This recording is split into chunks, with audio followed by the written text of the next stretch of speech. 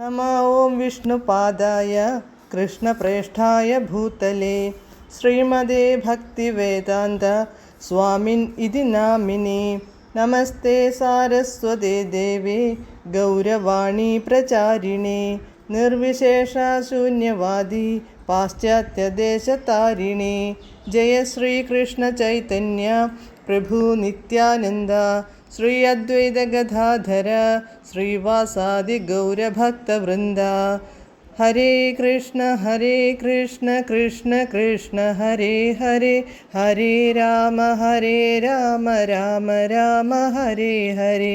हरे कृष्ण कृष्ण कृष्ण हरे हरे, हरे राम राम राम हरे हरे। हरे कृष्ण कृष्ण कृष्ण हरे हरे, हरे राम राम ഹരേ ഹരേ. പരമദിവ്യോത്തമ പുരുഷനായ ശ്രീകൃഷ്ണ ഭഗവാന്റെ കഥകളാണ് ശ്രീകൃഷ്ണ എന്ന പുസ്തകത്തിലൂടെ പറയുന്നത്. ഓം നമോ ഭഗവതേ വാസുദേവായ, ഓം നമോ ഭഗവതേ വാസുദേവായ, ഓം നമോ ഭഗവതേ വാസുദേവായ. നാരായണം നമസ്കൃത്യ നരം ചൈവ നരോത്തമം ദേവീം സരസ്വതീം വ്യാസം തതോ ജയമുദീരയേത്. നഷ്ടപ്രായേഷു ഭദ്രേഷു നിത്യം ഭാഗവത സേവയാ ഭഗവത്യുത്തമശ്ലോകേ ഭക്തിർഭവതി നഷ്ടികീ. അധ്യായം 79 കൃഷ്ണ സുദാമ സംഗമം. Page number 775. പ്രിയപ്പെട്ട സുഹൃത്തേ, എല്ലാവരുടെയും ഹൃദയത്തിൽ കുടികൊള്ളുന്ന പരമാത്മാവാണ് നാം. മാനവ സമുദായം വർണ്ണാശ്രമ തത്വങ്ങൾ പിന്തുടരണമെന്നതു നമ്മുടെ നേരിട്ടുള്ള ആജ്ഞയാകുന്നു. നാം ഭഗവത്ഗീതയിൽ പറഞ്ഞിട്ടുള്ളതുപോലെ ഗുണത്തെയും കർമ്മത്തെയും അടിസ്ഥാനമാക്കി മനുഷ്യ സമൂഹത്തെ 4 വിഭാഗങ്ങളായി തിരിക്കണം. അതുപോലെ തന്നെ ഓരോ മനുഷ്യനും സ്വന്തം ജീവിതത്തെയും 4ആയി തിരിക്കണം. ആദ്യത്തേതു വിദ്യാർത്ഥി ജീവിതം. ബ്രഹ്മചര്യം ദീക്ഷിച്ചു യുക്തമായ വിദ്യാഭ്യാസം നേടേണ്ട ഘട്ടം. ഈ ഘട്ടത്തിൽ സുഖഭോഗങ്ങളിൽ മുഴുകാതെ ആധ്യാത്മികാചാര്യനെ ശുശ്രൂഷിക്കുക എന്നതു പരമപ്രധാനമാണ്.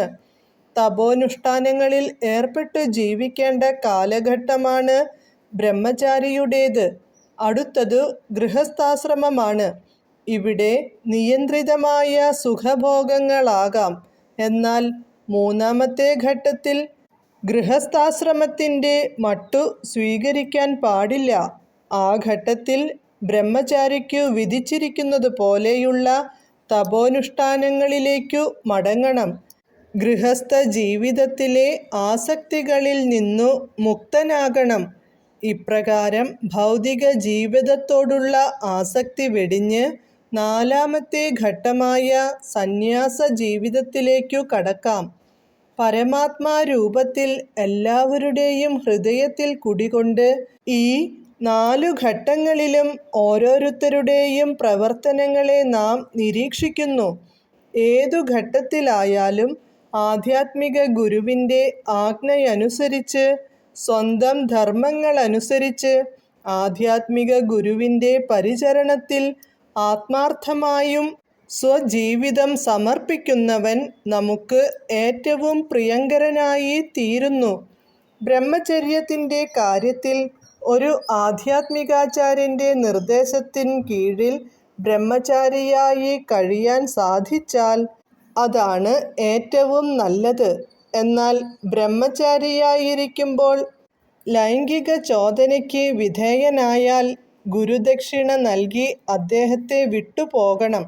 തുടർന്നു ശിഷ്യൻ വിവാഹം കഴിച്ചു ഭാര്യയുമൊത്തു ഗൃഹസ്ഥ ജീവിതത്തിൽ പ്രവേശിക്കുകയും വേണം.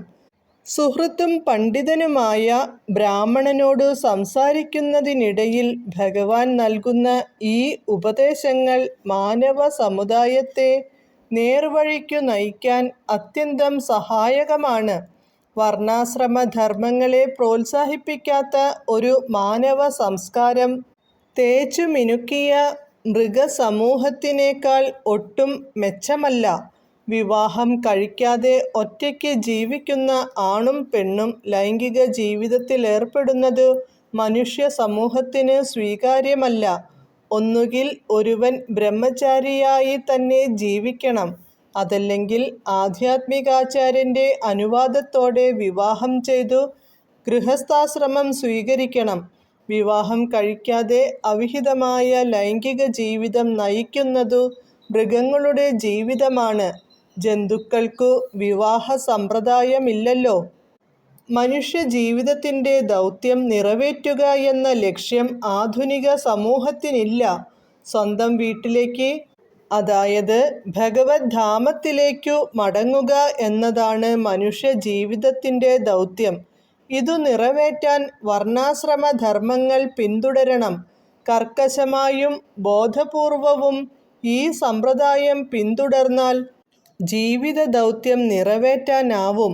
അതേസമയം അറിവുള്ളവരുടെ നിർദ്ദേശമോ ഉപദേശമോ ഇല്ലാതെ പരോക്ഷമായി പിന്തുടർന്നാൽ അതു മനുഷ്യ സമൂഹത്തിൽ ഒരു തരം ആകുലാവസ്ഥ സൃഷ്ടിക്കും. ശാന്തിയും മോക്ഷവും ഉണ്ടാവില്ല. കൃഷ്ണൻ ബ്രാഹ്മണനുമായുള്ള സംഭാഷണം തുടർന്നു. പ്രിയപ്പെട്ട സുഹൃത്തേ, വിദ്യാർത്ഥി ജീവിതത്തിൽ നമ്മുടെ പ്രവർത്തനങ്ങളൊക്കെ അങ്ങ് ഓർമ്മിക്കുന്നുണ്ടാവുമല്ലോ.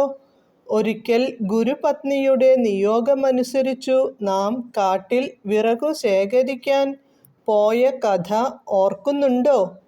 വിറകു ശേഖരിക്കുന്നതിനിടയിൽ നമ്മൾ കാട്ടിൽപ്പെട്ടു വഴിയറിയാതെ വിഷമിച്ചു.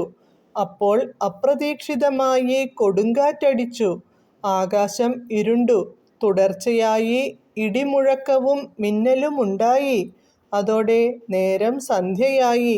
വഴിയറിയാൻ വയ്യാതെ നാം വനത്തിൽ അലഞ്ഞു. ഗംഭീരമായ പേമാരിയും തുടങ്ങി. എങ്ങും ജലപ്രവാഹം. ഗുരുവിൻ്റെ ആശ്രമത്തിലേക്കുള്ള വഴി കാണാതെ നമ്മൾ കുഴങ്ങി. ആ പേമഴ അങ്ങ് ഓർമ്മിക്കുന്നുണ്ടാവും. വാസ്തവത്തിൽ അതു മഴയായിരുന്നില്ല, സർവനാശമായിരുന്നു. പൊടിക്കാറ്റും പേമഴയും നമ്മെ വല്ലാതെ വേദനിപ്പിച്ചു. എങ്ങോട്ടു നോക്കിയാലും കുഴപ്പം തന്നെ. അപ്പോഴത്തെ ആകുലാവസ്ഥയിൽ നാം ഇരുവരും പരസ്പരം കൈകോർത്തു പിടിച്ച് വഴി കണ്ടുപിടിക്കാൻ നോക്കി.